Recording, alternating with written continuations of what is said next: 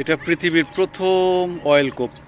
পৃথিবীর প্রথম অয়েল কূপ 1846 খ্রিস্টাব্দে।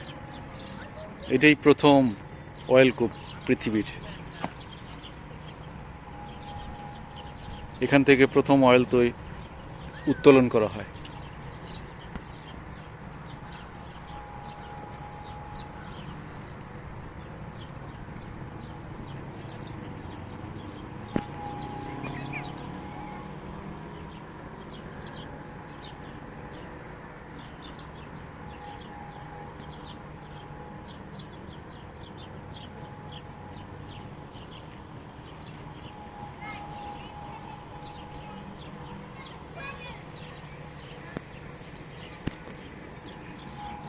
এটা আর একটা কূপ।